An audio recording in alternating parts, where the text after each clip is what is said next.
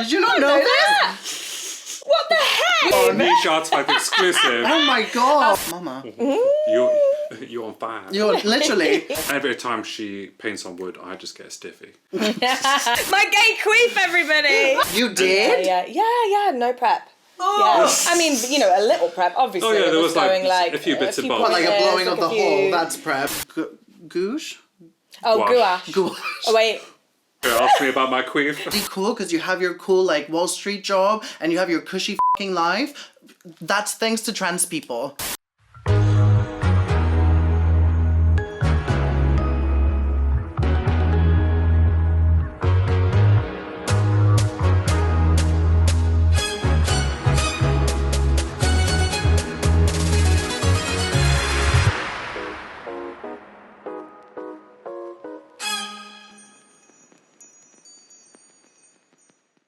Hello. What the f*** was that? Hi, bitch. Doing all right. Where did the Irish come from? You bring it out of me, babe. You're right. Right. Okay, hon. Are you all right? Hey, open dog. All right. Hi, everybody, and welcome to episode 8 of the Niche Artefact podcast. I am joined today, as always, by the fantastic... Hi, I'm Robin de Silva. I'm the founder and creator of Niche Artefact. I am Ro de la Monja. I am one of the trustees for the company and also one of the producers for the live shows. And today we have a very special guest. Very, very, very special guest indeed. We have, I mean, your CV is huge. So I'm just going to give a couple of highlights. But we have the first ever Young Poet Laureate of Nottingham. We have the events lead at Nottingham Central Library. And just... an all-round badass. We have Georgina Wilding in the studio today. Cheers, gang. Cheers. Thank you for having me. How you doing? All right. Getting there. We also had Georgie on our second ever Jamboree as well. Yeah. So And if you haven't looked at that, we're going to put a link in the description below so you can go and listen to Georgie's incredible life and also career journey, because I think it's very... this is going to sound like a bunch of crap, but it's very universal, but it's also very personal and very intimate. I feel like your journey, everybody can relate to, but it's also like very you. Thank I don't know if you. that makes any sense. No, I love that. Great. but before we get into any of that, what have you guys been up to this week? Have you been up to anything interesting? I've watched a really bad Christmas film. As 'tis the season. Here we go. I love the green walls, by the way. It's very It's on theme. yeah, on theme. But yeah, I watched Hot Frosty, which I encourage everybody to watch it.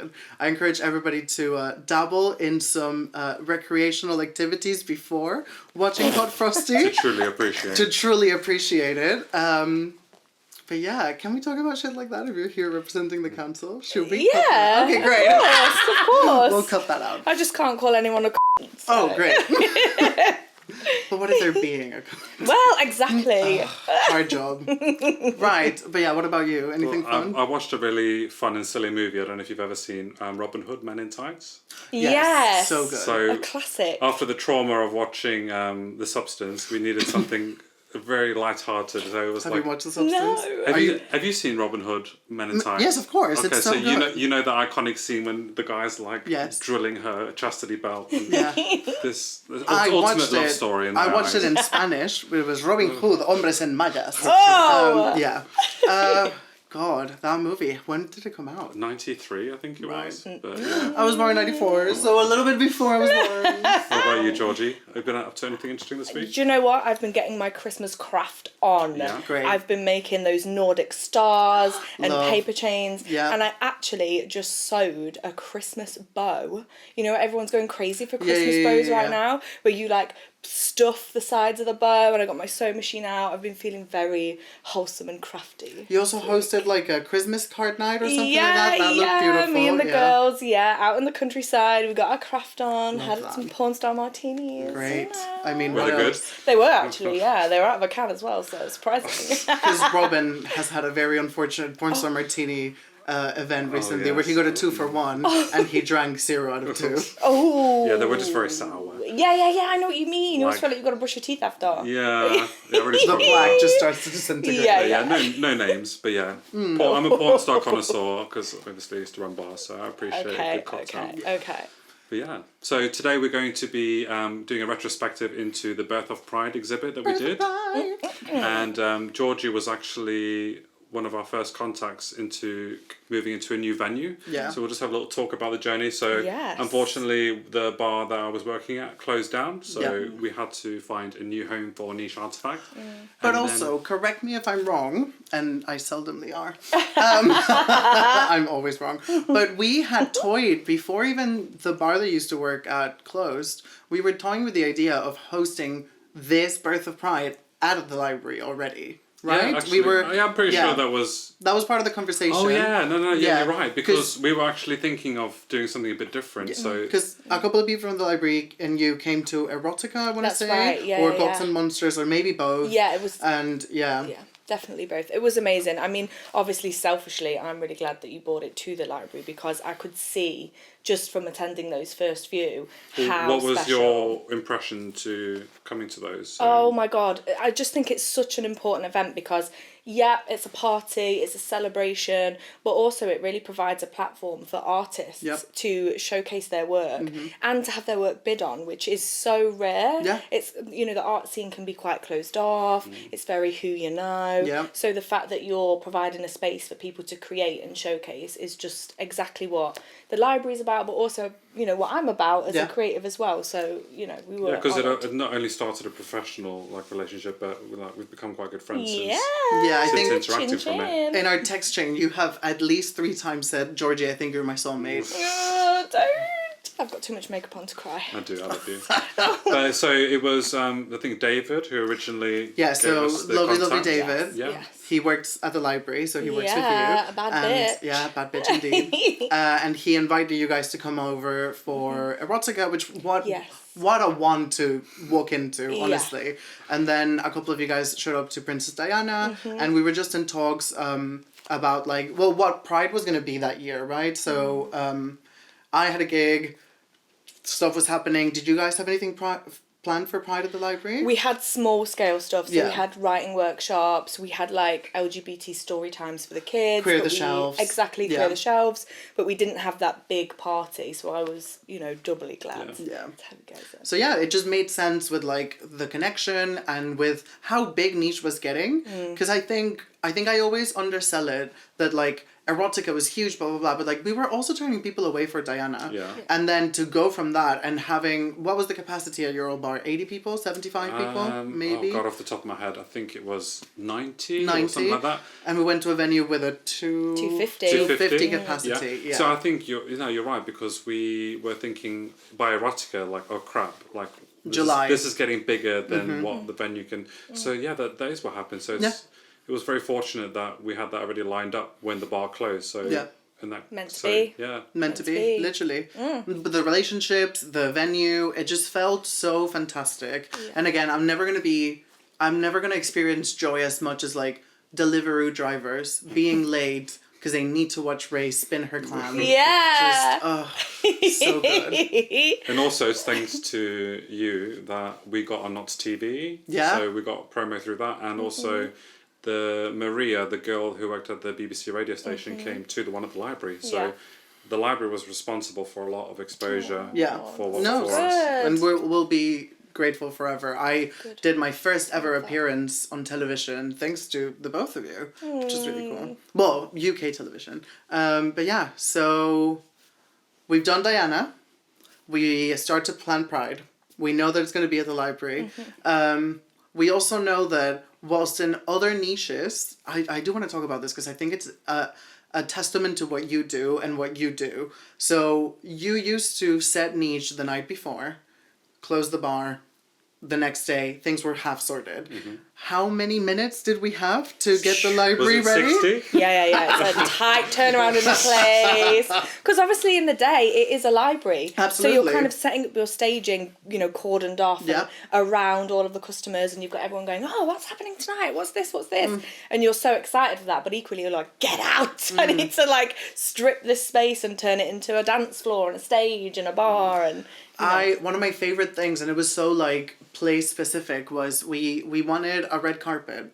because it was going to be an event, and it was an event. We've always wanted a red carpet. One day we will get the red carpet. And then Robin was like, okay, no red carpet. I'm going to make this like balloon installment, red balloons, and people will walk through, and it's going to be beautiful. But it was July, and the library is glass. Yeah. And I remember setting up the balloons, walking to the green room to start doing my makeup, and I just hear... I was like, I'm back in the States. Gunshots. What's happening? The balloons just started to explode. It was hilarious. From the heat, from the windows. Yeah. I was really sad. Well, I soon got over it because obviously I had to, but... We had to get over a lot of things during Birth of Pride. We did, yeah. We did. And the balloons were fucking huge as well. Like, they were so big. Yeah. I think... It was so, I think for the amount of time we had for prep and the fact that we moved venues, I think the show went a lot smoother than it could have gone. Yeah. From like an events management perspective, how did you feel about the night? Yeah, I mean, you know, as I've said, it was really important for us to host that. Yeah. Especially for me as an events lead. I could see what you guys are doing and how you're providing that platform for the community, for the artists. But obviously organising the library as an events venue is a challenge for any event because it is a public space. So when we were looking at things like the sound, you know, normally, because obviously we don't have sound engineers on staff, we have to hire somebody in to do the sound for us, which wasn't a possibility for this. So we relied on that in-house sound system, which is the first time I've ever had to do that and had to oversee that. And of course, we tested the mics with the music. Yeah, it was fun. And we tested the mics with the vocals, and everything was popping and amazing. But we hadn't tested the mics and the music together and hadn't realised that inbuilt system would be messing around with the levels. Yeah. So for me, as an events lead, that was so frustrating. And I just... You know, that first kind of half an hour, 45 minutes when we were going, what is it? How can we fix this? What's going on? Oh, God, yeah. Everyone was just like... Yeah, and there was a point, I had heels on as well, which is not like me at work, but there was a point where David was like, it's not working. We need to get the PA system down. And I kicked my heels off and bolted across the floor, bolted up the stairs, and then I just heard David go, Georgie, we found the plug. We plugged it in. So I came charging back down, shoved my shoes back on and was like, fuck! So you contained yourself very well because you looked like you had it all together. Listen, if you'd have looked at me in that moment... Whereas me, I felt... Well, I was probably having a heart attack the whole way through. Yeah. Which is why we changed things. Yeah, we got that PA out second time round. Yeah. I think the show was so beautiful. I've never... Well, no, that's a lie. I was going to say, I've never seen people cry that much. People always cry at Niche, which is a testament to, like, the shows are good, the poetry's correct, like, all of these things. Yeah, the real people. Yes. That's the important part. That's the passion of it. But yeah, I mean, from a show perspective, like, I think, thank God, and I never give myself flowers, so this is the very rare moment where I'm going to be like, thank God I have a good internal metronome, because I sang Good Luck, Babe, and... Oh, God.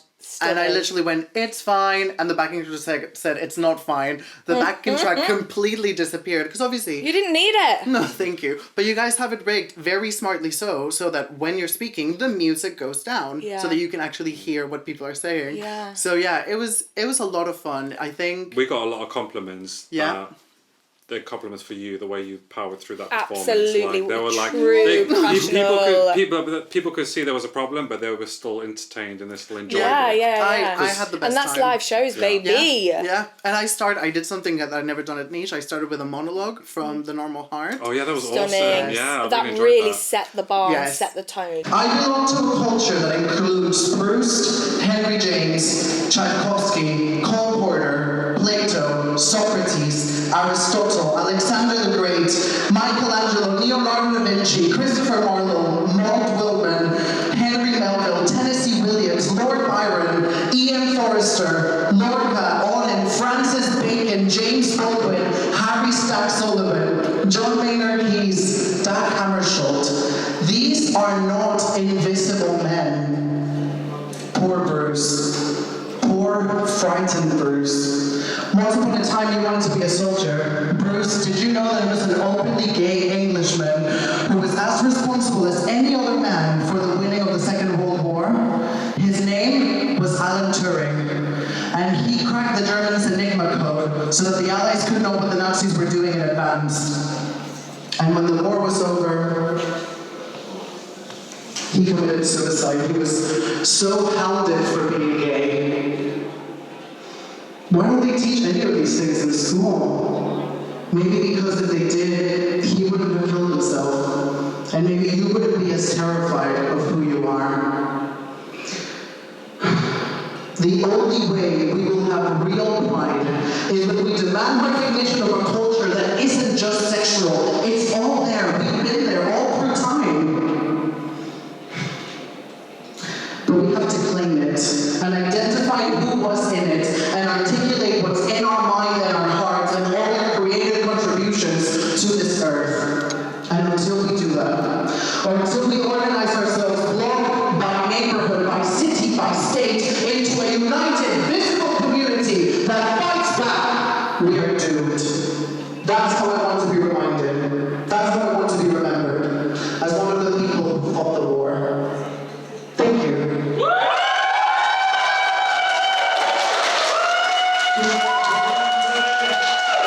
Because I so think special. what gets lost a lot during Pride celebrations is like, it's a party, let's get drunk, let's do floor drugs. Don't do floor drugs. But it's also like, it started as a protest. Like, Pride is still a protest to this day. Yes, we are it is. still fighting for our human basic rights. And Yes. that was absolutely clear from the vision at the beginning that I didn't want it to be a big pride celebration in the typical sense of like, yay. But Like, that's why obviously we will have that aspect. Yeah. But it was about the birth of pride. It was about why. Well, Origin. tell us about why it was called the Birth of Pride, because I think that's Yeah. very important. Yeah, Yeah. so with Birth of Pride, I really wanted to focus in on the history of it more so than just like companies changing their colours for a month. Yes. Like it that had really pissed me substance. off. Yeah. Like that, Rainbow washing. Yeah. I'm just Hi, like- gay. Tokenism. Yeah, and I feel like I just really wanted to remind people that it was where it came from and the history behind it, and not It's a lot real of people. And there's a lot of myths and there's a lot of legends and there's a lot of cool things as well that Yeah. aren't really mainstream known that people probably wouldn't know if you asked them in the street. Marsha P. yeah. Johnson is like a gay superhero in my mind. Like the things that she did. But anyway, but yeah, so we did Birth of Pride. It was so. It was just so correct. I want to talk a little bit about the performances, if that's all right. Yeah, yeah. So we had Milady Burlesque, who we love. Star. So fucking good. Yeah. And She is just, next level. honestly, like every time I'm like, oh, I'm not worth anything, and then I'm like, no, I'm performing next to this bitch, so I obviously have done something right. Oh, Yeah. She elevates the bar every time. Every time. With Yeah. every niche she does. And Which I think- we will talk Mesmerised. about cult a bit later. yes. But literally. And like you say, because it's a glass building, we could see her performing, but we could see the people outside of the building stopping to look. So and be many like, what the soggy hell's pizzas going that on? night. So many Soggy pizzas Soggy and pi- soggy pants. Yeah, literally. Extra salty crisps. Like, honestly. But no, I think what I love about Milady is that she will do fun. And when she does fun, it's fantastic, right? Yes. She did this medley It's Raining Men. No, that was for Dystopia. Yeah. She did her Heaven and Hell mix, which is beautiful. So it starts with like a prayer. She Yeah. was wearing these gorgeous wings. I'm sure Robin will superimpose the wings. The Victoria's Secret model. Yeah, literally. And then she Stunning. gets on the hoop with the fucking wings, and I'm Like like, it's nothing as well. Yeah. Like it's nothing. She's like, Just oh, a flick of the wrist whole and she's thing? up. Yeah. Honestly. Even when she drops clothes on the floor, that little toe is there ready to like flick Yeah. it off. Yeah. Honestly. Yeah. And then she gets the wings off, then she does Let Me Entertain You, and then it turned into what is, honestly, my anthem, This Hell by Rina Sawayama. That song is just... I love that song so much. You can see the joy on her face when she was performing that. And Ray loves Rina, like unapologetically, like loves Rina. And I remember Ray in the green room. She had these pop-up pants, like these like booty shorts that like she popped, and then she had a red thong, and it was so sexy. But she was literally in the dressing room popping it up and then going. She was like, no, that's not fast enough. And like literally like on her phone, like with the chronometer being like, how fast was that? She's like, no. So great. But I love that she can do fun, but she can also do some weird, really like occult, which we'll talk about, stuff. Because obviously like we haven't done a podcast since Occult Odyssey, and I just want to say it went great. Just putting that out there. Yeah. But yeah, and then Ray, Milady Burlesque, and I got to sing Chosen Family, another Rina Sawayama song, which is Rina and Elton John. Originally just wrote by Rina, and then Elton was like, I like this. It was like, great. And that was so beautiful. After after that, we were walking to the green room to get change, and people would grab us and be like, that was everything. Yeah, I was like, yes. Somebody came up to me and said, I can't believe I'm seeing this in a library. Had I have seen more events like this as a kid going to a library, I would have come out so much sooner. And that was such a pride point. Like, that's why we are doing this, you know. It was really special. Yeah. And people were drunk going, I love this library! Honestly, that's the thing. I think a testament to what you do, I would have never considered a library for something like this. I would have never considered, like, drinking, fun, loud music, a woman half naked, never. But it's the other side of the culture. Like, there are hundreds and thousands of books on those shelves, stories of artists, stories of, like, gay coming of age and empowering people. So to me, the events programme and putting on things like this is so important, because it's one thing reading about it, but it's another thing going and meeting those artists and those queer icons and role models that are really living that life now. So special. When you put it that way, it's a no-brainer, really.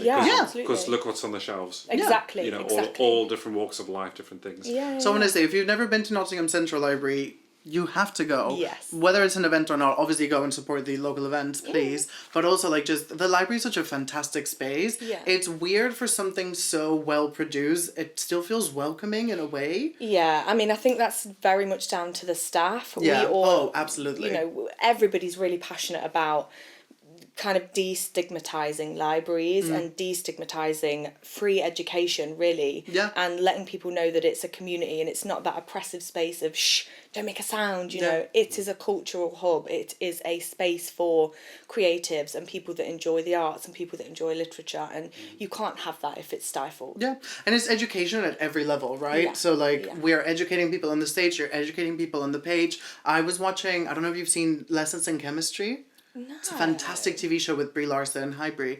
My friend, obviously. But she's this woman who's a scientist, but she ends up having a cooking show for some reason. Oh, I have! Yes, so good. And there's this woman who's like, oh, like, I was wondering if something with my leg tremor was this. And Brie Larson's like, oh, what medicine do you practice? And she's like, oh, I'm just a housewife. And she's like, no. If you could be a doctor, what would you be? And she was like, oh, I don't even know where to start. And she was like, public library. And I was like, yeah. Absolutely. Yes. Yeah. You start there. I'm such a big believer if the opportunity is not there for you, go and find it. And I think a library is such a welcoming but also safe space to just find these things. Yeah, absolutely it is. And again, that's the thing with the librarians that you're seeing now. It's people that want to enable you. It's people that aren't judging you. No. They're coming to try and help you find your niche and what it is that you're trying to explore, you know? Yeah. Well, you have the BIPC as well, which is helping like indie businesses get off the ground, which is really cool. Yeah, and they often have a focus on single mums setting up businesses and I love that. really trying to support that niche again of people who aren't necessarily seen in those spaces or represented in those spaces. So it's really an important space. Yeah, it really is. We also had obviously fantastic Priscilla Shana-Krakow. I think she did a lovely number. I can't remember the song and I'm so mad. She was wearing this like nasty silver like booty short. Oh, she looked amazing. And then she closed the night with Don't Rain on My Parade. Yes. Oh, God, with the glitter and the umbrella. It was such a movie moment. I've never been in the like fuck around and find out in such a short time, because we fucked around by doing the confetti cannons and then we found out by sweeping the confetti once everybody left. Yes, because it was static to the floor. And I was brushing it and I was like, this is my fault. No. The photos of that moment were epic. Stunning. The joy and the confetti. And then Priscilla jumping off the stage, everybody thinking she broke an ankle. That was so scary. That was so scary. But I found out, because this is how it looked. So these are Priscilla's legs. She jumps off the stage and then we all see this. Yeah. And I was like, oh, she's broken an ankle. No, apparently on the way to the floor, the shoe went like this. Oh. Yes. So it looked like it looked like a broken ankle. And I was like, talk about a death barefoot. drop. No, she was just, barefoot in Manhattan. But yeah, I think the show was great. It felt like such a party, but also there were so many poignant numbers of like Chosen Family. I sang by myself, I Know Where I've Been from Hairspray, which is such a protest song. And I was like, this is a protest. Like, let's remember that. We know where we've been, but we also know where we're going. And I think it was just such a beautiful celebration of like queerness and talent, and even the artists, which we will get into the art soon, of like the artists who aren't necessarily queer that are part of Niche, like they still turned out the party with some of the art pieces, which we will see, and I'm very excited. What about you? I know you, I think for you, I think it was like, it's done now. I think you blinked and you missed it. Oh god, yeah. yes, it was the most stressful one. But you know, we made some changes to the community group from then because I was taking on too much. Yeah. It did, like that show in particular put a lot of stress under my like body in a physical way. Yeah. So that was a moment for me to think I need to stop doing everything. I need to like. But also we spoke about how we only had those 60 minutes to finalise the space. It was like a high pressure situation. We were in the library from like 9 a.m. Yeah. But 8 a.m. with building management and signing off the stage. Yeah, and so it was like layout. a long. And we didn't finish till like what? Midnight? Yeah, absolutely midnight. So was it like 1 in the morning? It was midnight that we stopped like sweeping and getting the stage out. Yeah. And I love that group photo of us at the end. Oh my god, please put it On here. the wall. Was this on the wall? I'm like literally half cigarette in, like. I think I'm leaning on you. Yeah. We're just like collapsed on the So end. good, so good. And Serena as well. Sorry, I just have to talk about them. Yeah. Serena like sang some beautiful. She did this very poignant.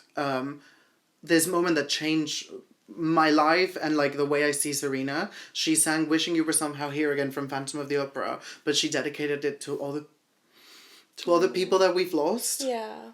It was so powerful, and like nothing will bring people together like just remembrance. I think remembrance is so important, and Serena really turned the party with some of her numbers. She sang "Show Yourself" from Frozen. It was so beautiful. It was such a great show. I think that show really set the standard for us in the sense of what, any technical issues aside, what we had to do for the next one. Yeah. So since Dystopia and now into a cult, which is just like astronomical quality and like everything. A night has never run as smoothly as Occult Odyssey. Not only that, but right from the beginning, like the vibes in the room were correct the whole way through. David looking like a murdered crow. So sexy. That's my man.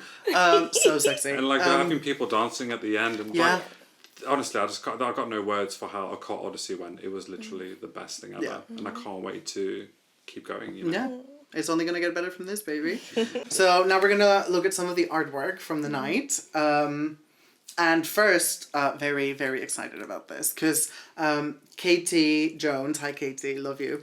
She loves doing a poem and an art piece that goes with the poem. Yeah. And I think this will speak to a lot of people at home, but also a lot of people sitting on this couch. Because Katie wrote a beautiful poem about finding her queerness, but also about the fact that she is in a straight presenting relationship as a bisexual woman. Yeah. And she obviously... The bi erasure is disgusting. The bi erasure that happens to women in straight presenting relationships is just the worst. Yeah. So, this is our first piece of art. Stop. This is called Behind the Mask. Yeah. So it's watercolor, acrylic paint, colored pencils, biro pen, and string. And she writes, pair with the poem Behind the Mask, it displays how someone's true identity can be masked to hide their authenticity, but revealing their true selves, they can be released from the pain and suffering that being closeted can cause. It's beautiful. So beautiful. The more I come back and look to it, there seems to be a theme with Katie's work. Yes. On initial look, I like it, but then the more I look at it, I like it more. Same with the Diana really heart. kind. I feel like that we went through something like that because when she first showed it to me, I was like, that's beautiful. You're my friend, I'm going to tell you it's beautiful, but I'm also going to tell you whatever. Yeah. But then when we were reviewing it for Diana, I was like, oh! Yeah. Like the detail on the flowers here, the different stunning. shading, like it's beautiful. And also the calling back to like Marsha P. Johnson was also always, there was always flowers around her, right? So I think there's an element of that. The barbed wire is so sad. Yeah, it's the contrast, isn't it? Yeah. And it almost seems surreal because of how long the arm is. So the piece just like feels very surreal because obviously, my interpretation is that that's part of her body. Yeah, it is. So, but it looks so disjointed and drawn out. And which is how she felt when she was in the closet. Yeah. Which is so powerful. And the thing about barbed wire as well, the way that she's got it wrapped around her looks like to even struggle against it is more painful. And that's the thing about coming out. And in a straight presenting relationship, you have to come out all the time. And it is painful every time. It's sort of like the reverse Nick Nelson, if anybody watches Heartstopper, where he has to say, like, I'm bi, actually. Yeah, Like, it's, you just, constant been coming out all the time. Yeah. It's just wild. And then next we'll have a reaction to the poem that Yes. went with this. So we'll just, for Georgie, we'll pop this on top of the video, but we'll just play this for Georgie. Beneath the mask is a teenage girl, confused of her identity, afraid to find out. She prays for forgiveness, to love without judgment, falling to her knees, begging for acceptance. It's shameful, it's wicked, it's dirty, she's sinned. Beneath the mask she hides her uncertainty. Hands placed together, she confesses her guilt.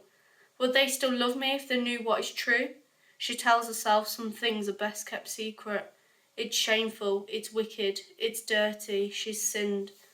She keeps it tightly fastened, safe within her shelter house, locked to conceal the self-induced bruising. Is it just a phase, she wonders? Just an impulse that will slowly fade? Is it just a rebellion that will eventually change? The mask comes free at night, when the alcohol intoxicates her mind. Her confidence illuminates into the lights. She feels alive. Chemical euphoria rushes through her blood. No shame, no judgment, freedom. She lifts the mask. Her scars slowly fade. She gazes into the distance as the mask disintegrates in front of her, melting away with the sins that once lay heavy on her heart and the devil that visited in her dreams. No longer shameful, no longer dirty, no longer uncertain, no longer guilty. Yeah, I just think that that's so powerful, and I can relate to her as a bi girl in a straight presenting relationship. And when she talks about, is it just a phase? Oh my God, I it's didn't know this. torturous. How Did you not know that? What the heck? We are sitting with Oh, we have bisexual icon. Niche Artefact Exclusive. Oh my I'll god. send you the photos of my shaven head and gay quiff, and you'll be I on don't the know. vibe, babe. Queef? Yeah, my queef. Sorry. My gay queef, everybody. There are some stories I'll tell you. What can I You should say? get a t-shirt, ask me about my queef. And I'll show you, bitch. R&B singer Queef Latifah. That's Stop a great it. drag name. Queef Wilding. Don't. Oh my God. No, but I really relate to that. And also, the last few relationships that I've been in have been straight presenting relationships. And every single time you start dating a guy seriously and you come out to them, there is always that period of the relationship where they're like, well, how do I know that you're not going to, like, you know, need something from a woman that I can't give you? And like, how do I know you're not going to da-da-da? Have you ever been in that situation on the flip side? Yeah, I've dated by a guy before. Yeah, and you've never had those thoughts? I mean, it was fine because I was already bi at the time. Okay, so you got it. Yeah, I think there's just something about bisexuality that really fucking scares people. I can relate to that because I've been in that situation where, being with somebody, and then they were like, oh, and then I thought, when they used to talk about the past, they would talk about women and stuff, and I'd be like, oh, like, I don't know, it just does something to your brain. Of course like, it does, because it's something that you feel that you can't compete with when you just break it down to, you know, body parts. I mean, like, we could do a whole episode on, like, that kind of topic. Biracial. Yeah, absolutely. But also, as someone who has been out my entire life, that still hits deep. Yeah. If that makes sense. Yeah. Like, yeah. And that's a very narrative piece. The performance, when she gave this... at the library.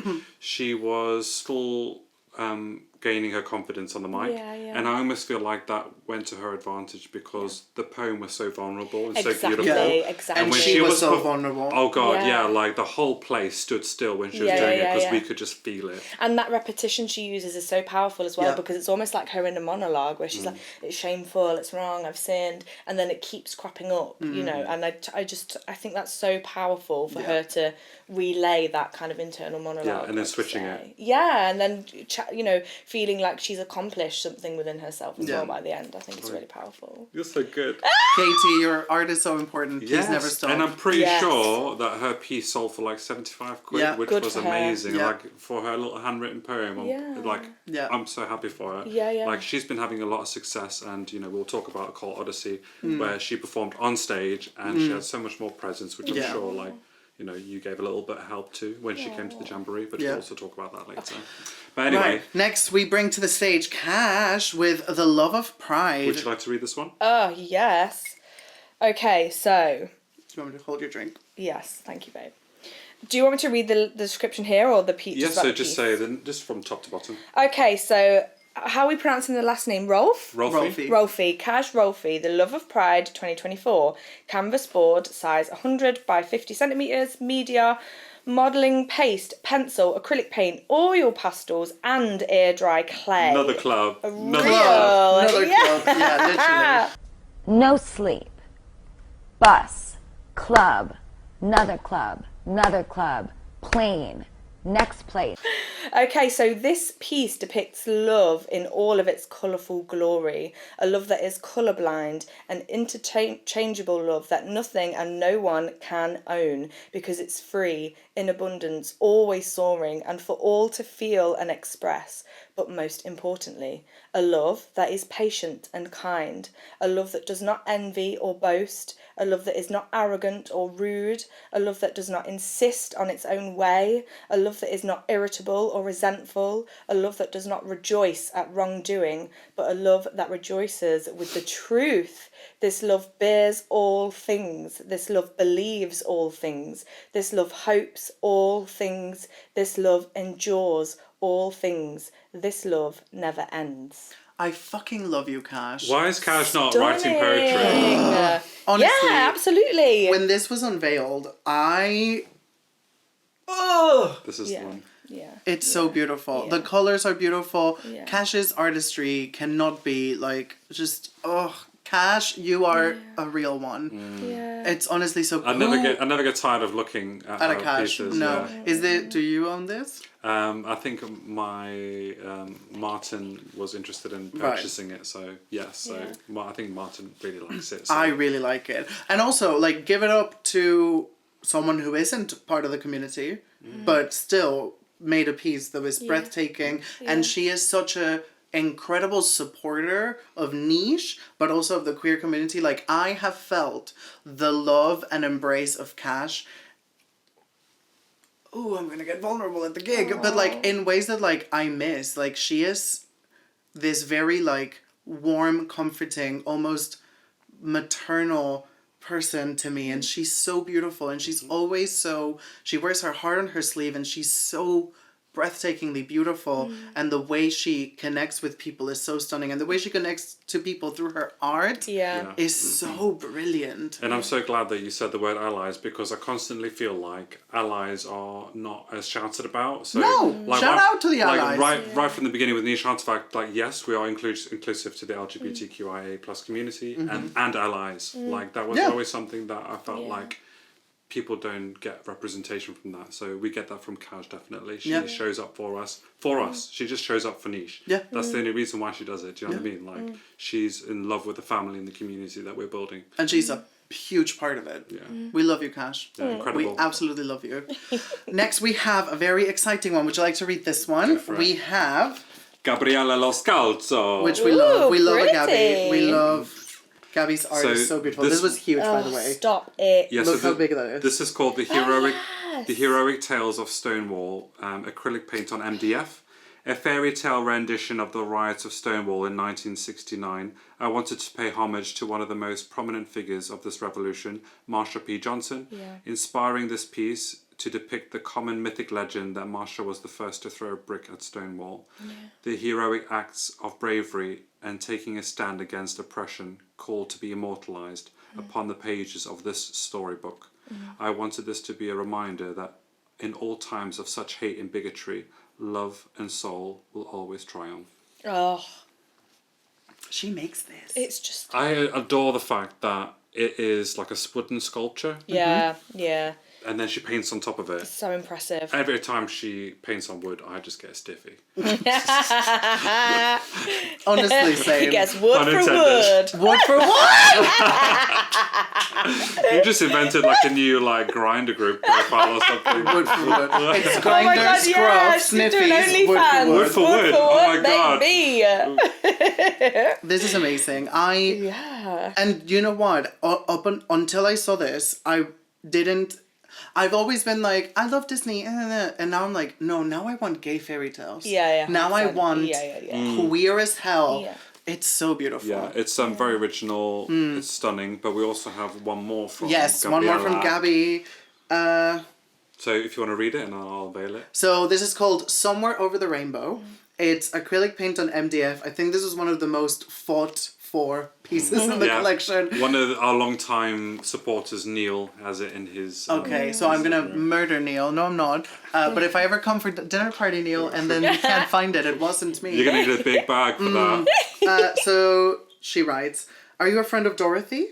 That is how we found safety, through code words, idioms, and secrecy. A phrase so inconspicuously loaded with such trust and longing that I find it only fitting to display it on the now proud rainbow, as a homage to its origins of Judy Garland's character in The Wizard of Oz.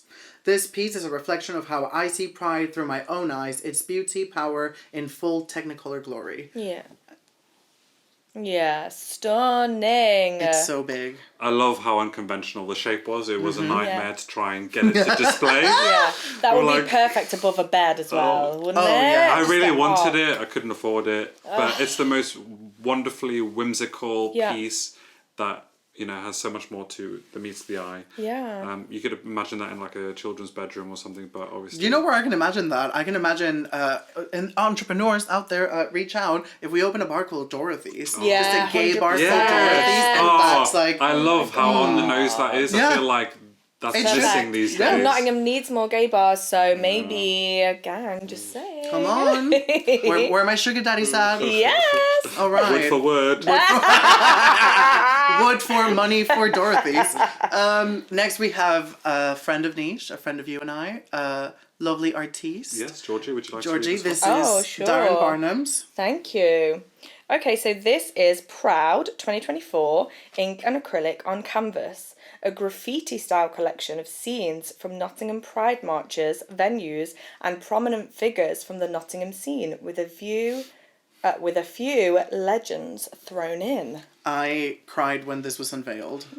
It's fucking cool. It's Also, awesome. Darren It's is someone who so never uses cool. colour, and when he does, he blows everybody away. And if I'm not mistaken, Adore I it. think the Lord Roberts Bought purchased this, this. yes. So this is actually That's really Do you see a special. familiar face in there?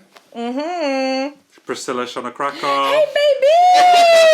Yeah! Let's Arriba. go. I remember someone coming to me and being like, "Have you seen the You're in Darren's painting?" And I was like, "Ah, ha, ha." They were like, "No. You're in Darren's painting." And I was like, "Fuck off." Special. It's Yeah. so beautiful. The It's more you look at really it, the more you can beautiful. find. This, the pub here. The Lord stunning, Roberts. Stunning. Yeah, well, it would have been a crime for them not I mean, to buy it. they should do a paint job that just reflects that. I Oh, think. yeah. It's absolutely gorgeous. Yeah, there's another one from Darren, so we had a couple. So The fabulous Mr. Baker. I'll read. Do you want to? Yeah, I'll read you it. Ink and acrylic on canvas. So fucking cool. Gilbert Baker, 2nd of June 1951 to the 31st of March 2017. Gilbert was an American artist, designer, activist, vexillographer. I don't know what that means, but that's cool. He invented the Pride flag in 1978 and was active in the Stonewall movement. He was also active during the AIDS epidemic and utilized his skills as a medic in the army, yes, to treat patients in San Francisco. Incredible. Flags are torn from the souls of people. This painting celebrates this amazing human with 3 images, including 2 protest marches where he marched as a Jesus on the cross and his fabulous drag persona, Busty Rose. wow. It's stunning. I never noticed the again. fabrics. Yep, Looked like a dress. I never caught that before. it's amazing. And flags being pulled from the soul of people. That's a Yeah. quote from him. Oh my god. Yeah, The colours pop. They truly Yeah. are Technicolor. Yeah. yeah. Stunning. It's so beautiful. Again, Darren, we love your art. Yeah, Please never stop. it's I will amazing. find you if you ever stop. Darren can't stop. He's already said that I'm going to give him a heart attack when I announce the Studio 54 theme. Because Darren, When you said it, his brain, I never look at people, but I was like, I need to look at Darren when you and I Studio 54. and Darren just went. And I just saw, that meme of the equations Yes, of the woman. Darren was just like, yeah, and then he went over to me like, "You're trying to kill me." Because I said to Darren, "Look, we'll just take over one big wall. So For if you, you. if you want to do 20 pieces, and I'll You just do put 20 a big pieces. fucking curtain on there and do it all in one." Darren, if you do a divine portrait, I will buy it I will sell my firstborn. Yeah. It's probably important to say as well that I imagine all of these artists are open to commissions. Yes, Yes, they of are. So course. if people yeah. want to reach out, they should. This is a long one. Oh no. Sorry, let me find it again. It's gone. Would you like the honours of the long one? Me? Yeah. Okay. Long one. Creepy. fucking hell. Buster. Long one. Dang, I haven't got my glasses on. Okay. Ink and acrylic on canvas. Marsha P. Johnson, 24th August 1945 to the 6th of July 1992.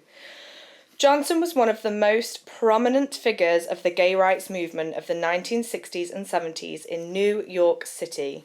Always sporting a smile, Johnson was an important advocate for homeless LGBTQ+ youth, those affected by HIV and AIDS, and gay and transgender rights. She was famous for throwing the first brick in the Stonewall riots and helping to start the Christopher Street Gay Liberation Day, now known as Pride.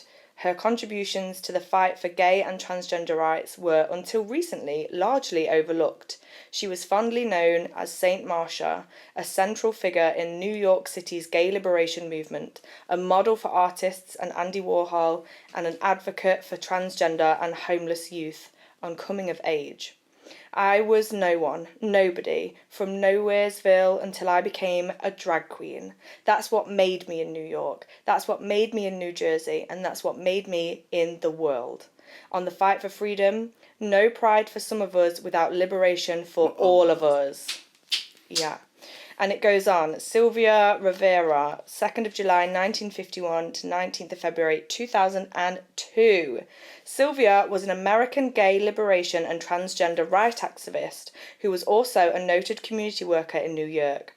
Rivera, who identified as a drag queen for most of her life and later as a transgender person, participated in demonstrations with the Gay Liberation Front in 1963. Rivera met Marsha P. Johnson and it changed her life. Johnson, an American self-identified drag queen and activist, was also battling exclusion in a movement for gay rights that did not embrace her gender expression. In 1994, on the 25th anniversary of the Stonewall riots, Rivera participated in New York City's Pride Parade. Street Transvestite Action Revolutionaries, STAR, was a gay, gender non-conforming and transvestite street activist organisation founded in 1970 by Sylvia Rivera and Marsha P. The best quotes from Sylvia Rivera: "We have to do it because we can no longer stay invisible. We have to be visible. Before gay rights, before the Stonewall, I was involved in the Black Liberation Movement, the peace movement. I'm glad I was in the Stonewall riot. I go by what I feel." This is breathtaking. Can I be angry for 2 seconds? Yeah. To all of you turfy gays, to all of you motherfuckers that think that it should just be, let's take out the T out of the LGB, we would have no rights if it wasn't for transgender women and transgender people literally throwing the first brick and starting a movement that has changed all of our lives. Do you think you're really cool because you have your cool like Wall Street job and you have your cushy fucking life? That's thanks to trans people. So get the fuck off your high horse. Yeah, please. Oh, sorry, it really pisses me off. No, you're right. It has to be said consistently. Yeah, stunning. I Absolutely think that's stunning. probably my favourite piece. I love how big it was as well. Yeah. It was huge. Huge. And it's very like, background is small and minimal and the figures really feel like they're just jumping off the canvas. Yeah. I love that. I love the fact that it's just the figures and the flag in the background. Yeah. It's iconic. Huge recommendation if you want to buy a lot of tissues. There is a Netflix documentary about the murder of Marsha P. Johnson because she was found drowned in the Hudson River, and obviously New York police were very quick to be like, oh, it was suicide. Yeah.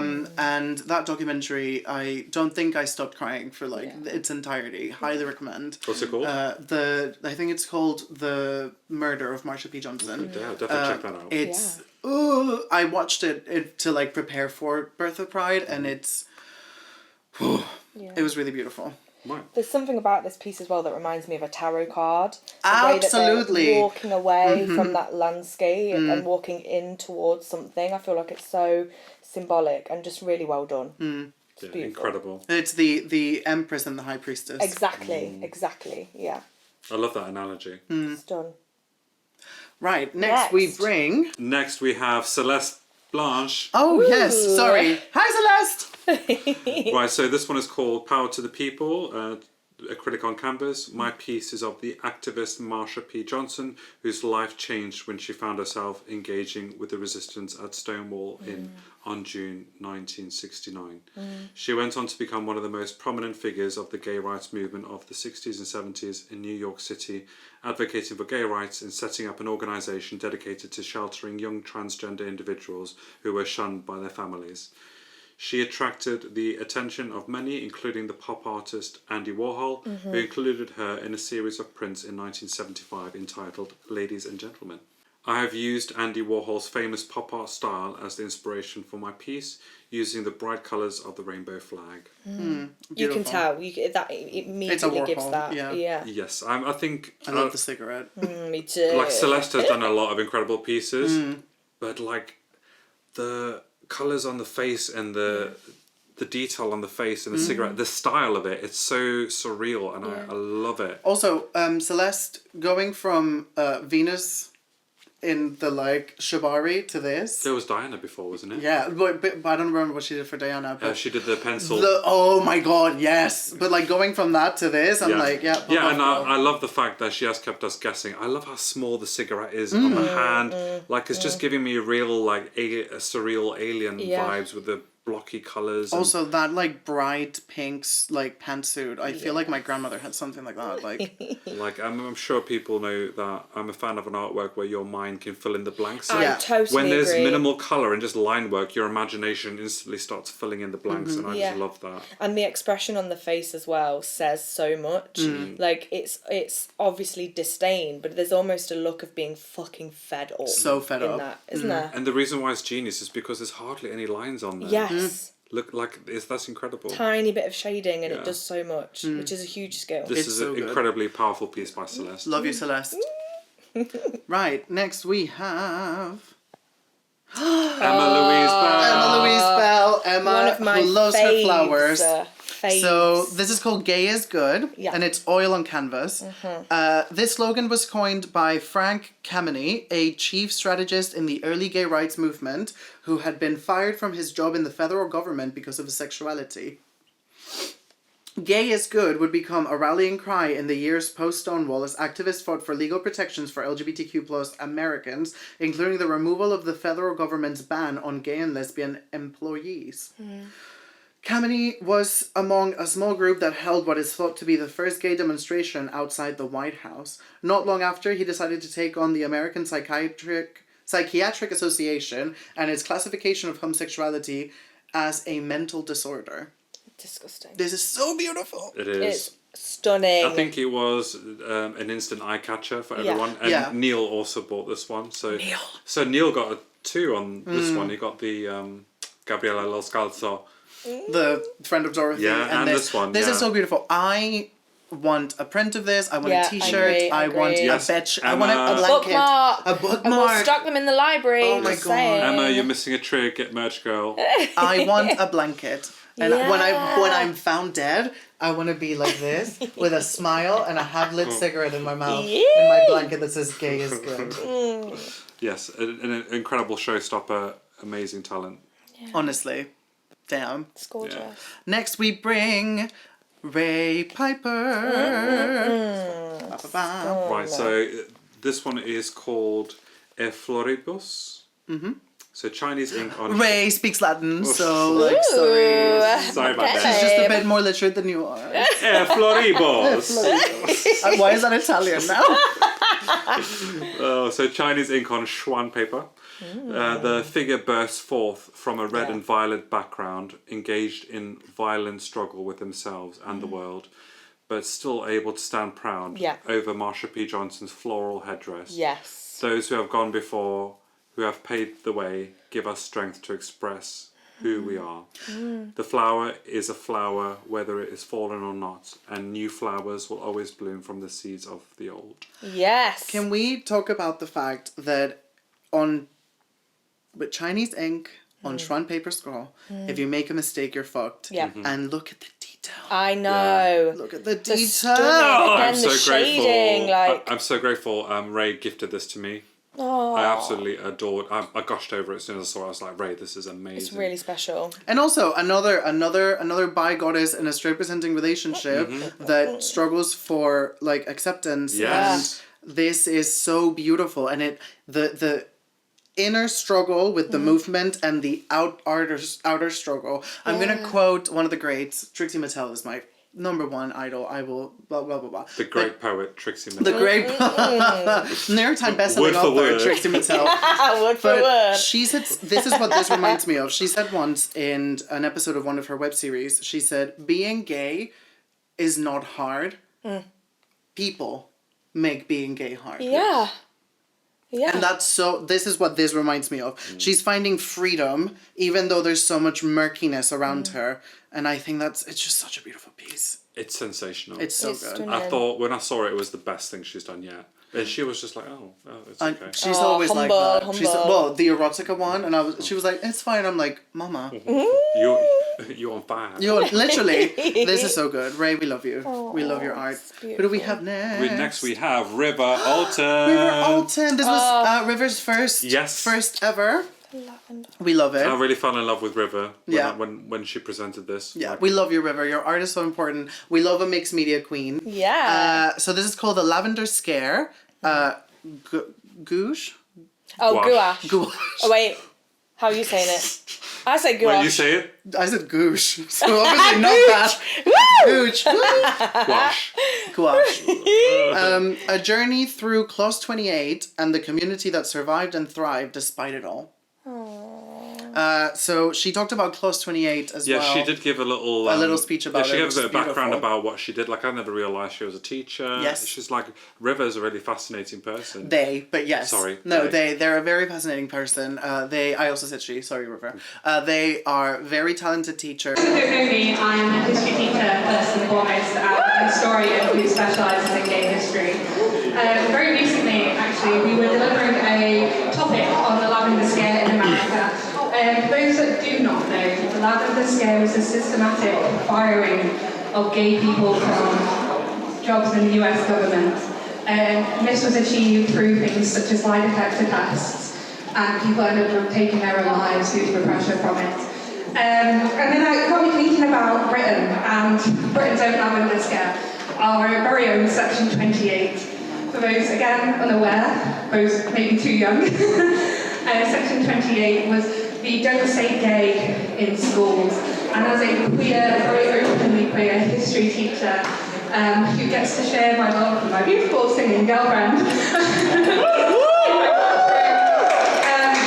I was very inspired by it, and I'm very inspired by newspaper articles, again, recognised due to my kind of history background. And Lavender's been associated with the gay community since Sappho, and I just think it's beautiful how this community can still remain so soft, so beautiful, so kind, despite everything that is done to us.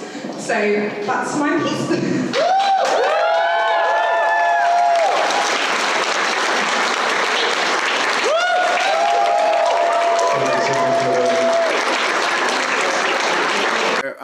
I love when people are passionate about what they do, and River is so passionate about education. And you can feel that You can energy. feel it, yeah. Like when they were talking about it, you could feel the passion And I just love this because we all remember big headlines that scarred us for life, right? We all remember all of these things. I remember coming out, and the first thing, my mom's never gonna watch this, but the first thing that my mom said was like, the gay cancer, like AIDS, like all of these like buzzwords, if you will. That's so scary, fucking scary, and this is so beautiful. Obviously, lavender has been used for centuries as a way of like identifying another gay person. I think it was Oscar Wilde who always wore a lavender in his lapel. Okay. And even right now, there are a lot of the LGBT community, the gays, coming forward and saying, hey, you know, American women, let's bring back lavender marriages. Yeah. We will protect you. We will take you on. Like, it's so topical. And yeah, absolutely. Honestly, 100%. Yeah. Lavender marriages for the win. Next we have Asha Lacey Sams, which before I read this and before we show the art piece, I want to say props to you, Mama, because this is your mission. Yeah. And this was the first time you realized your mission. Yeah. This was 100% an art piece funded by Niche Artefact. Yeah. Wow. You provided the materials, you provided Talk about this. So, talk about Asha. We love you, Asha. Asha, she was a wonderful girl that I used to work with at the bar I used to manage, and I used to obviously tell her about Niche Artefact, what's going on, and she just she's an animator. That's what she studied for, so she does do art.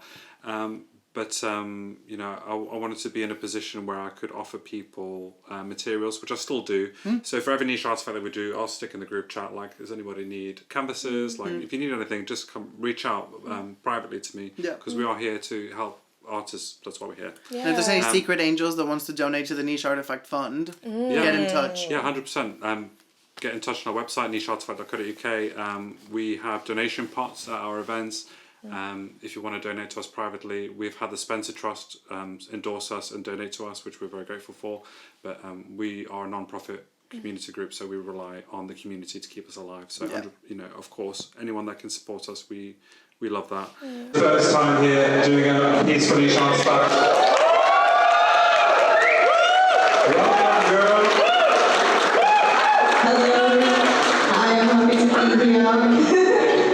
My piece is called Acceptance. It's based on my experiences coming out for the first time and how my friends and family acted, and it basically reflects on how not only did their reactions reflect on how I started to accept myself, but how I could help others accept themselves for who they are as well. Woo!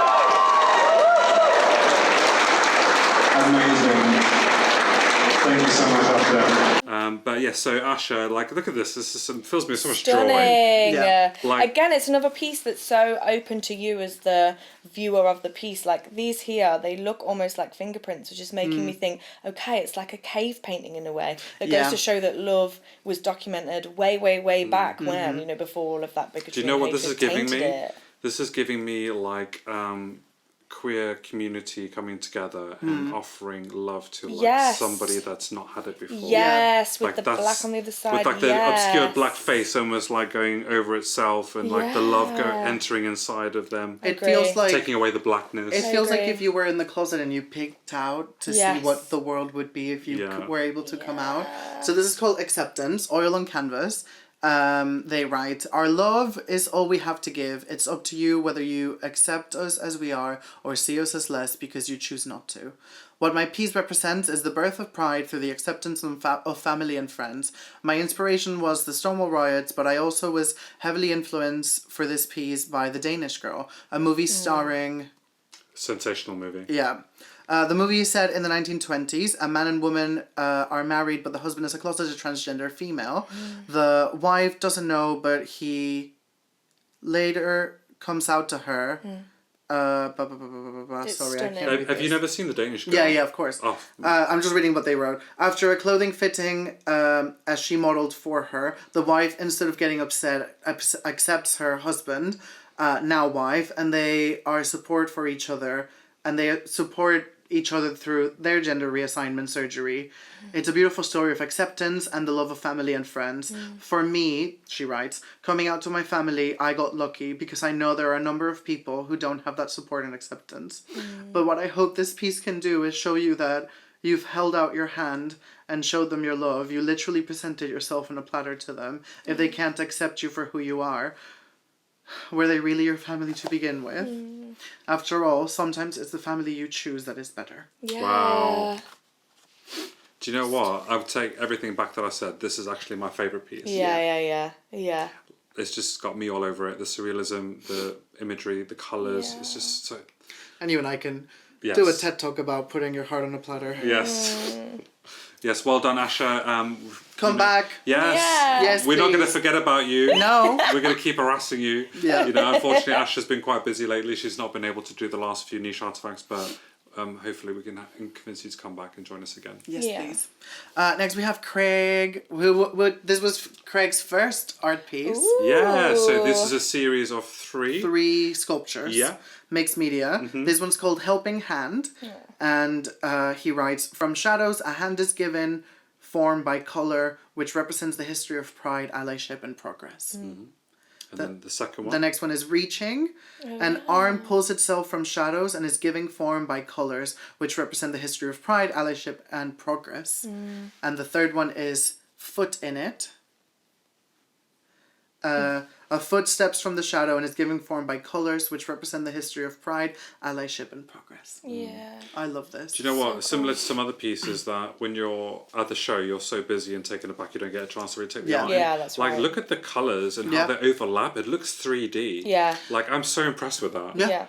Craig is a fantastic sculptor and a fantastic painter. This is so beautiful. And I've known Craig personally from before he was involved at Niche.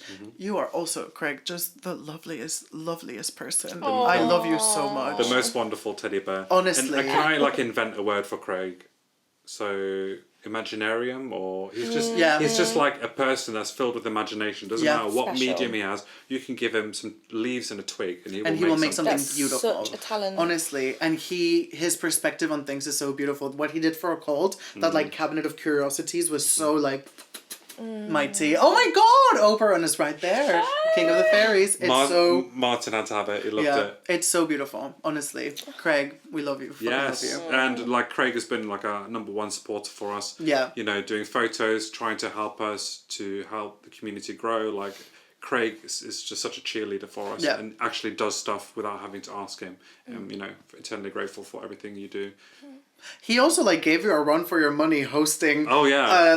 Was it this one? Yes, because he grabbed the. Because you were like, I don't know if you want to talk, and Chris was like, the fuck do I do? And he just like ran with it to the point where you came to me and you were like, should Craig host everything? And I'm like, maybe. It was so good. Craig did an amazing job. He really he's so eloquent. Yeah, man of many talents. We love many. Love you, Craig. Next we have Mark Sand. Would you like to read this one? Yeah. Oh. Can I tell a little story about this? Yeah, of course. Obviously we display the art as best we can, but sometimes we don't have all of the relevant information. Yeah. And I remember you unveiled this. You removed the velvet, the red velvet, and the piece was upside down, and Mark just went, Robin. Flip it! So this is Mark Sand. Would you like to read the description of this one? Yeah, so digital painting 2024. Yeah. The birth of pride can be interpreted as a door opening in the ocean, calmly with waves and blues letting your emotions out. To some, pride comes from accepting how you feel and slowly letting it out into every aspect of your life.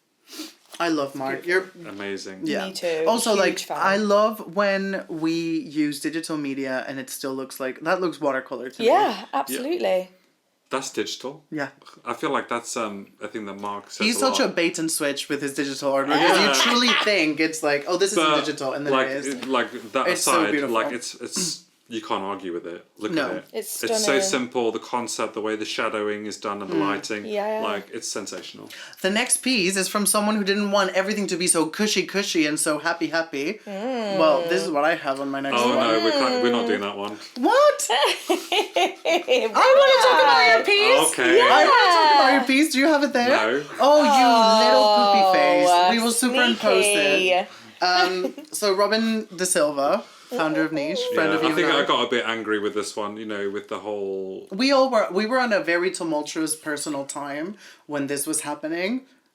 Like I had just I just got the 2-bit cross-dresser comment. Like literally, I'll tell you this after when we break again. I had just gotten that comment literally a week before we did Birth of Pride. So like, and you were going through a lot. You just reminded me. Actually, I was going through a fucking lot. Yes, baby, you were like my life was like in crumbling. shambles. Yes, and I remember you so fiercely wanted to make something that wasn't all cushy, also happy, and you wanted to remind people that we're still being hunted for sport. Yeah. Yeah. So it was very like.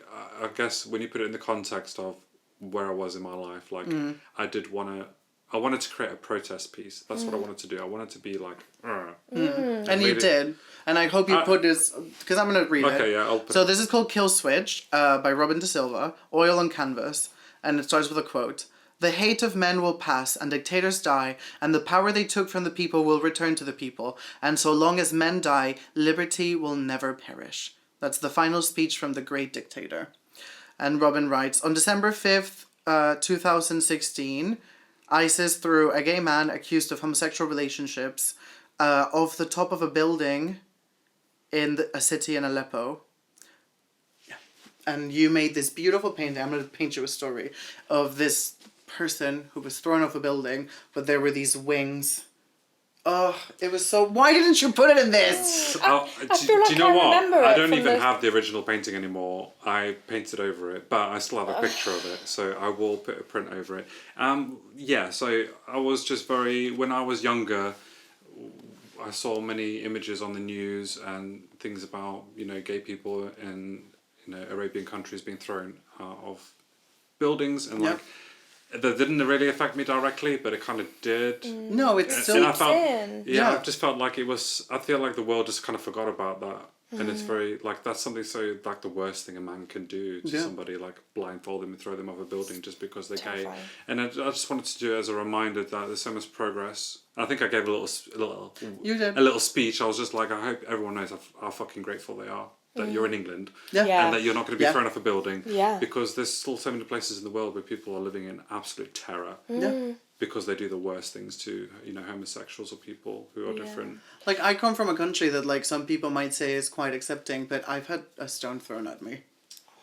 Like, not to get too personal on the channel, but, like, it's important to tell these stories. And like you because say, of it's important to context. be grateful of where you were born. Yeah.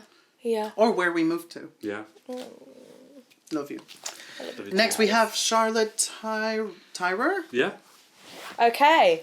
God Help Me Survive This Deadly Love 2024. It's a Lego portrait. Oh yeah, which was huge. Oh my god. It was so this good. was the first one she did since the Grace Jones exhibit. So she did the Lego portrait. So Charlotte Tyrer is a very talented artist who specialises in Lego portraits.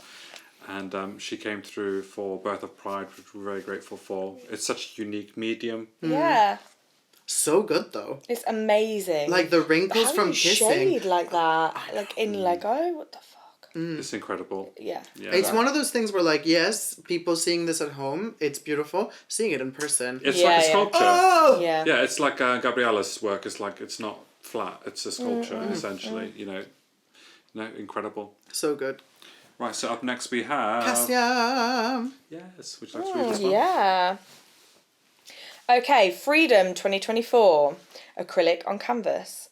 The painting capturing the courage and liberation of queer individuals embracing their true selves, taking that first step towards living authentically and openly.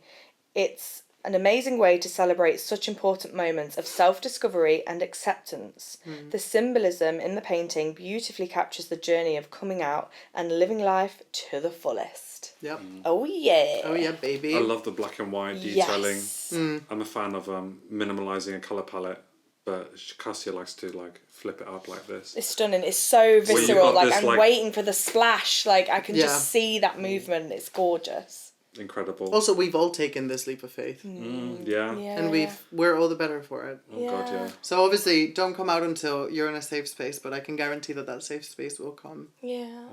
We can't wait to have you. Make the splash. And we've got another one from Yes. Beautiful. This is called The Grey Zone. Would you like to read this one? Or would you like me Robin, to? you want to go? So Kasia Ostrovska, Priscilla's long lost cousin.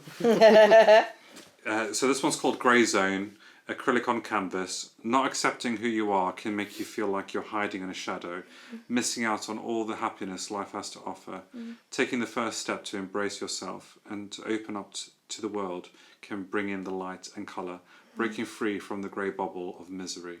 It's about finding the courage to be authentic and letting yourself be true to shine. This beautiful and meaningful dedication through art is especially for me, those who may be struggling with coming out. Can I say something? Obviously, I came out as gay when I was 12, I think I told my parents, 12, 13. We should do like coming out story at some Oh point. my god, that'd be great. Because I feel like There's- the people yeah. that we know, we've got some corkers. It might be a nice little project. actually. Yeah. But yeah, I came out when I was 12, and I thought it was very important to come out to my parents first, because then I could be gay in public without fear of it getting back to them, right? Yeah. But I didn't come out as non-binary, even though I've always known I wasn't a boy, until about 2-3 years ago. And that's how I felt.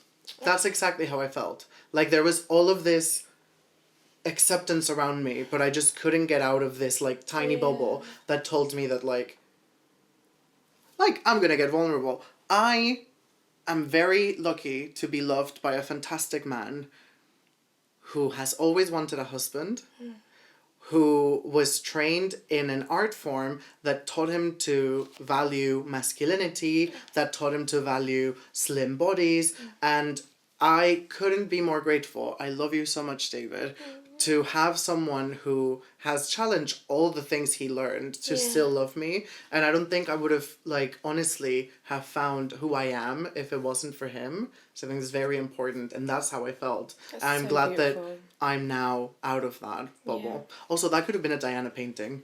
Yeah, but again, there's so much room for interpretation there. Like anybody can look at that and see, you know, and feel what it is. Like it looks like there's no air in there. Literally, and there's weather and world outside, and then it makes me think about pushing your head out of that bubble must take your breath away. It looks like they're hermetically sealed. You know when like a vacuum bag, like absolutely. You're so really see right. that. There's no air. Love it. Tell me how I'm supposed to breathe with no air. Honestly, I'm so glad you did that. Right, so we have our final one. Would you like to do the honors? Okay, Chelsea Marie. We're coming towards, this was the last piece that we have for the Birth of Pride. Take it away. Okay, Broken Barriers 2024 Mixed Media Canvas. Broken Barriers captures the essence of the Stonewall March through a vivid depiction of two individuals, one with a mouth symbolising hidden passion. The piece narrates a girl's journey from silent longing to proud self-expression within the LGBT+ community. I kept silent, suppressing my emotions for a special woman. Through the growth of Pride, I found the freedom to express myself and belong, unashamed and free. The artwork attempts and succeeds, to powerfully illustrate the shift from isolation to liberation. I love this. Also, it's right there if you want to see it in person. Yeah. Oh, look at it. Real. You know, the photos don't do it justice. No, they don't. No, they don't. Like, it's absolutely And again, breathtaking. you can tell a Chelsea Marie a mile away. I need to like wrangle her, Chelsea Marie. I will tag Oh you. my god, you absolutely need to do Studio 54, Chelsea Marie. I will find you. We're gonna have to start pitchforking around these artists. Yes. Start doing rallies. Yeah, I just realised that Mark didn't do a call. Yeah, And I was like, I know. Mark did message me, said that, you know, They were busy. Yeah, he got a lot going on, which is understandable. But no, definitely. who needs uni? I'm kidding. Please stay in school. Yeah, so Martin really loved this piece. He purchased it in bid for it, and yeah, it is stunning. It's so beautiful. And literally the photo will not do it justice because of the crystals and the resin, and it's just The like, gold leaf.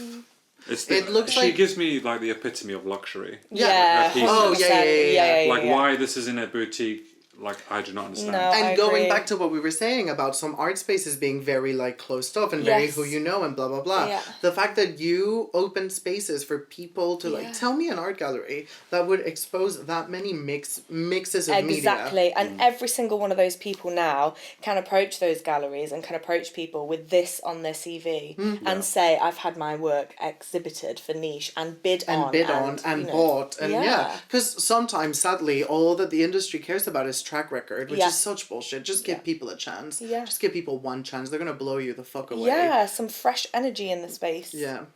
Just as a little bonus, so I'm just going to quickly talk about a few images that I Because we obviously used. didn't have any prints. Yeah, we had no for- prints this time because we have a fantastic community of artists now. You know, when we have a space and the need to have prints again, they will come back. But for now, so these images. So this one is by Blanchard Duke. So this was one of the pieces that really ignited the whole Niche Artefact Birth of Pride. So the It's stunning. police during the riot. Yeah. And then the second one was Marsha P. Almost done in like a religious sense. Yeah, like I becoming love a saint. that. Isn't there like a thing where people say there's a stage in people's lives, so when they do good things in life and when they die, then they become like Martyr? Yeah, is that the Martyrdom, correct? yeah. Martyrdom, is that what it is? Yeah. So like Diana became that. Yeah. Like they become sealed in Yeah, culture Yeah. as you know if they pass Memory. while they're Which- doing the deeds. Like, not to add my own, like, flavour to things, but, like, I think we forget that, like, martyrdom is a thing that people get to after they had so much hardship. Yeah. And in Mexico, if you were like a sensitive child or you were like a little bit dramatic, people would be like, oh, you're such a martyr. But no, like martyrdom is something beautiful. Yeah. And then this was the piece that inspired all of the promo material, all the posters. Incredible. So this was by Ronaldo Hopf. Really, honestly, I'm just lost for words. This is the image that I was like, right, that is Birth of Pride. Yeah. And this was the poster, wasn't it? Yeah, so this was the jump off point that we used. Yeah. Again, it's really, really visceral, isn't it? It's just, it's stunning. It's like newspaper clippings that like painted over, and it's just like, it captures. Do you know where this lives? I'm not sure where, but it can be looked up. So Ronaldo Hopf is the artist. And this is beautiful.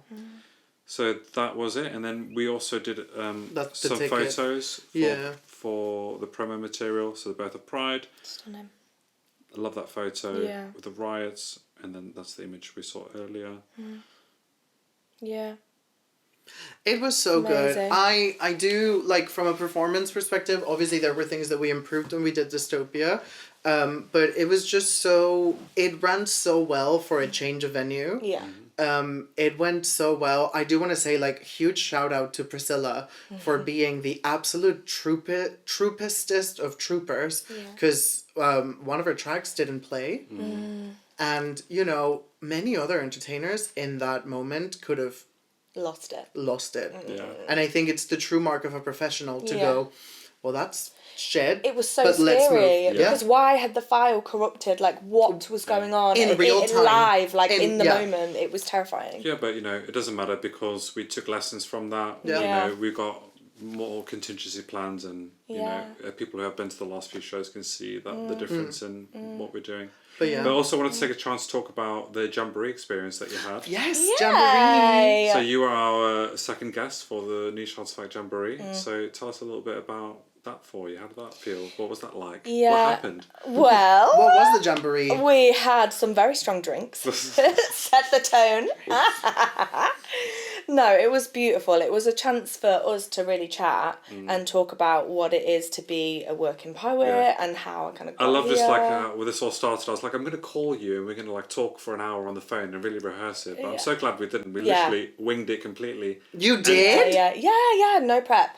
Yeah, I mean, you know, a little prep. Obviously, Oh yeah, there was going like a few bits and bobs. Like a blowing of the hole. That's prep. Yeah. We honestly, and I adore the fact that we completely riffed off each other. And like literally winged it, and it was great. But it gives that real conversation, doesn't it? And it Exactly. let us meander down paths that we might have missed had we tried to be, you know, really strict about it. So you know what was it really gave as special. well? Like, what's her name? Like Rhoda and. What's her name? Like, it gave, like, This Morning, or, like, Good Morning America. But, like, in the sense that, like, honestly, like, can we get them, like, a show? Do you know what? Can I just say that anybody that didn't come to the Niche Artefact Jamboree #2 severely missed out? Absolutely. That And was, number one. That was such a moment. It was a gorgeous night. I mean, I really enjoyed You being looked able stunning! to... Oh, yes. Robin told me to dress, so I did. But no, it was really special to be able to explain my kind of journey into poetry. Obviously for me that it's always healing to be able to talk about that, but also the book. I think poetry still has a real stigma about it for people that maybe aren't necessarily involved in the community, and you hear poet, you hear poet laureate, and certainly for me when I heard poet laureate I thought old white guy, you know, in a suit. Right, exactly. So it really was important for me to be able to say I'm a working class girl from Arnold, first of my family to go to uni. Your story was beautiful. I went to uni in Liverpool to do science, realised that was a terrible idea, dropped out, changed, you know, followed the writing, followed Forensic the science, career. right? Like, yeah. Damn, girl. Yeah, because of course, What you know. GCSEs did you do? Well, I did do forensics as a A-level and loved it, you know, but I was under that pressure as a working class girl thinking, well, I've got to get a proper job. I've got to get the job to impress myself and impress my family, and obviously I went straight down that kind of academic route, and yes, I enjoyed it, but it just didn't do anything for my soul. I was just turning up to these sessions and following the formulas and trying to learn everything, and it just had no heart in it for me personally. So you know, dropping out of uni, God, I was in the bad books, you know, that didn't go down well. And then saying, well, actually, it's poetry for me, and I'm going to go down that route. Obviously, everybody was like, what the fuck are you talking about? How are you going to have a career? And then I graduated, and in the, you know, 5 or so years after graduating, I set up my own press, I became poet laureate, I was being paid to gig all over the world. Like, no, I was going. I'm so proud to know you, honestly. There's like very few people, but so many in my life that I'm like, I get to talk to these people, and these people like have the time for me. Like, this is so weird. You're such a like... Well, she's still hard to pin down. Well, of course. So once you pin her down, she's all good. Here, baby. But honestly, it's so amazing. When you say first in my family to go to uni as well, like that carries so much weight. Yeah. It was the same for me as well. I was the first one in my family to go to university. It's massive, isn't it? It's massive. And I didn't even expect like that for myself. It's like a weird personal feeling, isn't it? It's not even about uni or anything. It's like just knowing that you were the first one to do it. Yeah. Absolutely. Like, you know, I speak to my aunties who are all, you know, really young still, and they were like, God, when we were growing up, uni, nobody even spoke about uni. It wasn't even a thing. It wasn't even presented to us as an idea or an option. So, you know, one generation down for me to be going, and, you know, for me, I was like, right, if we're doing this, we're fucking doing it. And so I managed to get into the University of Nottingham, managed to get a first, managed to specialise in poetry and really kind of come out, and, you know, I fought to hit the ground running and say, I wanted to say for me, like, you're not just that, you know, scruffy kid that grew up with their grandparents and didn't have a great start. Like, you're something more than that, and you don't have to, not that there's anything wrong with this, but like have kids at 20 and rely on a man, and having a creative career doesn't mean you're not going to do anything with it, because that's what people say, oh, what are you going to do with your degree? And I just felt like I had so much to prove to me to say, no, you're all right. Like, just because you're not a doctor or, you know, whatever, like, you're going to be okay. And so for every milestone I hit, it felt like a fuck you to everybody around me, but also even kind of in a weird way to younger me that was like, you know, who am I? What do I have? Nothing really. I was never like a high achiever at school. I was always, you know, drinking and roughing around. I didn't have a good time at home. You know, my grandparents had to take me in. So I felt like suddenly applying to uni and getting somewhere with it, it was like, no, fuck, I have some value. It's not what it was, you know? And I still have to learn that even now. I still feel so out of place and isolated. Although I have lots of, you know, friends around me and people I love around me, I still feel very isolated as a person kind of inside. And I think it comes from that tumultuous relationship with family and not really having a unit, and then having a career that showed me that I'm worthy and that I can do it is why I'm kind of here today. And had I just been sat in a lab, you know, ticking boxes, I would never have got that sense of self that the career has brought me. And to be able to share that with other people, you know, people at school now maybe that feel the same, they, you know, to be able to say, it's not all about school, like, you'll find your thing, and when you find it, you throw fucking everything at it. Like, I was living in a flat on my own, and when I decided to pursue poetry, I gave it up and went into a house share, because I was like, I need to have no bills, like, I need to be able to give it everything. And that's not necessarily traditional for poets, especially in the past, you know, they come from well-off families and mummy and daddy's money, and, you know. It's, I read this thing of, like, the percentage of people that go for the arts, it increases if your, like, financial thing is better. Yeah. Because obviously when you don't have to worry about eating, you're gonna have time to lounge around and paint your watercolors. So the fact that you went and did that, honestly, I think about every person that left your life, and I feel so sorry for that. I feel so sorry for every motherfucker that ever tried you, because you are so inspirational and you make me want to write. Good. And I love writing, but I stopped writing because I thought I was shit. But you make me think that, like, one of my words will have meaning. We all of we them. are working on a workshop with Georgie. Yeah. So she's going to be doing a Niche Artefact poetry workshop. Yes. So we are finalising the promotional Beginner material friendly. and the dates and everything. Yeah. And we can also have a little exclusive announcement. So the next Jamboree, we haven't got the date set yet, but it's somebody that you know. What do you mean? Is it? Would you like to do the intro? Exciting. Would you tell us who this is? Okay, so the next Jamboree is Nottingham's hottest illustrator and street artist. It is the inimitable Emily Catherine Illustration. Oh my God! Ding, ding, ding, ding, ding. This girl is lit. She, like, you see her artwork all over the walls in Nottingham. Like, she's done work for Paul Smith. I visited the exhibit that she did. Yeah, she just had her first solo exhibition. I didn't know this! The girl is lit. So we are announcing the date. So we're probably looking at January time. But we are planning a photo shoot at the moment. So we'll make the proper announcement soon. She is somebody similar to me. Our journeys into the art form was not traditional. So Emily is not professionally trained. She didn't go to uni for it, which is shocking to believe because her work is unbelievable. And she is all about empowering album people. covers, a lot. For American rappers, she's like incredible. She's so exciting. all about enabling the people. Find your skill set, find your tribe, and just get better, get better, get better. So I can't wait to have a little slice of her. Me too. I'm so excited. Oh my God. Obviously, if we finalise the date before this is released, we'll pop in the date somewhere. I'll ring her. That's so exciting. Keep an eye on the socials. We're on the process of finalising everything, but it has been confirmed. It will be. Yeah. Also, please tell us about this. We need to plug your work. Yes. So this is Hackstone. This is the first ever, and now since I've read a couple more, this is the first ever book of poetry I've ever read from start to finish. And the way that I couldn't let this go, but also had to take pauses to wipe tears. This is so beautiful. I bought a copy for my friend and manager Grace. Hi, Grace. And we've been chatting about this, and it's just... Tell us about Hackstone. Oh, thank you.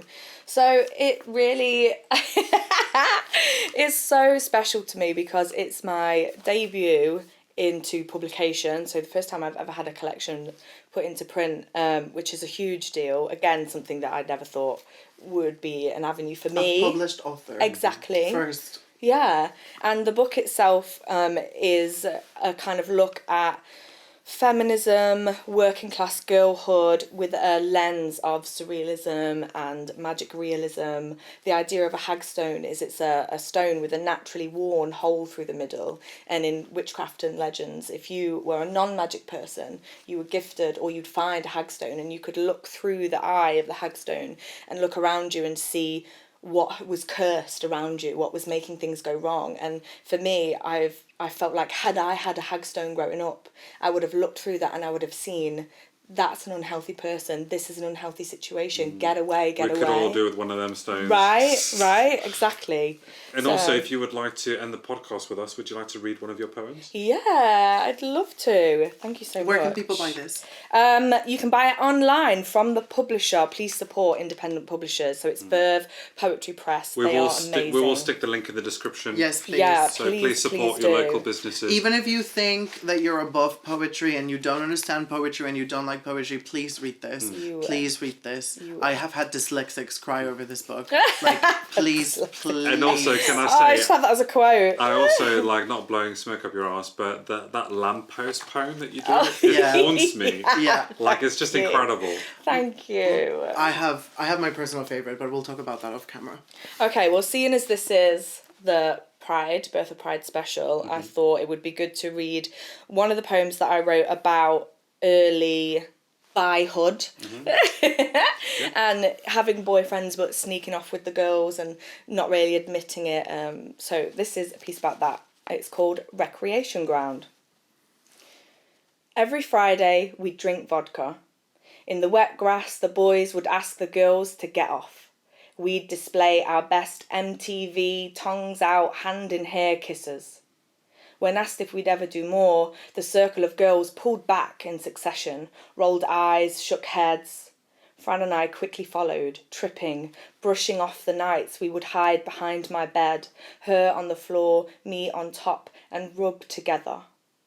We married men in the field, wore bottle cap rings to prove our dedication, and friends threw corner shop crisps for confetti.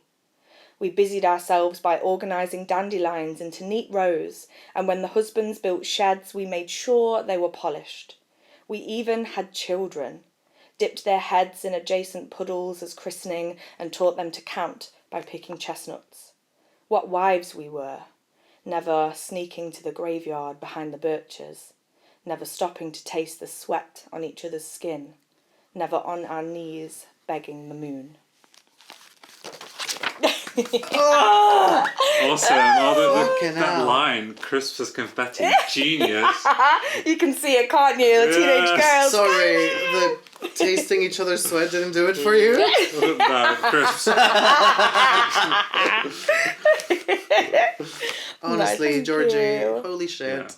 Yeah. I'm in such awe that I know you, and I am so grateful that I do. Yes. Do you have any I feel the gigs? same about you two. Thank you. We're I a don't think tight group. I'm nearly as accomplished Don't as be you, but ridiculous! Oh my But, gosh, fire on the stage, babe. thank you. Do you have any gigs coming up? Do you have any? Not yet. I Okay. just finished my gig season. Fabulous. So, You do have a gig yeah. coming up. You're hosting. That's Oh, true. yes, of That's course. true. In my hosting role. Yes. She's in a hosting era. Yes, babes. Yes, so babes. Georgie will be hosting alongside David Beer for Studio 54. Oh my god. So We'll chuck the exciting. poster on here. Are we talking about the theme or are we keeping it to ourselves? Well, Studio 54 was a moment in time. Yeah, Come on. we'll have plenty of time to talk about it. We're still a while away, and we're going to be working on some new photo shoots, some video promo, so there'll be plenty to come. Also, hot tip for everybody looking for outfits for Studio 54. Guess what goes on sale the second Christmas is over? Sequin everything. So, Good idea. yes, mama. Yeah. Yes. Guess where I'm sourcing my materials. So, yeah, like... So please get your tickets to support this event. I appreciate it's still a couple of months away, but you know, if you're planning on coming, please go to nicheartefact.co.uk and get your ticket from Gigantic and just show up and keep supporting us. Yes, please do. And I want to thank Georgie so much for being our guest today. Thank you for having me. It was Thank you so much, amazing. honestly. We couldn't have done, when we were talking about guests and whatever, Yeah. when we said Birth of Pride, you and I went like, Yeah, Georgie. Oh, I'm so honoured. It was our first collaboration. Yeah, it was your first gateway. Yeah. Cheers to Niche. Please don't forget to like and subscribe, and also leave us a comment. What was your favorite art piece that was shown today? Obviously, we know that yours was Asha's. Yes, Ashes was my favourite, yeah. Mine is the Stonewall storybook. I still think mine is gay is good. Yeah. Yeah, honestly. Love. Because Love. gay is good. Anyway, we hope wherever you are happy, safe, and healthy. I'm stealing that from another podcast. But yeah, please keep making art. Your art is very important. And if you Yes. want to get involved with Niche Artefact, send us an email through nicheartefact.co.uk, and we can't wait to see your art. Yeah. Right, everybody. See you later. Bye-bye. Bye. We did that! Gang. We ate, left no crumbs. Who wants a cigarette? Then another drink. Yeah. Go team. Oh, yay, we didn't run out of space or anything. Oh my god, imagine. The green and background is so content. Yeah. Looks good. Emerald green, baby. Yes. Wicked.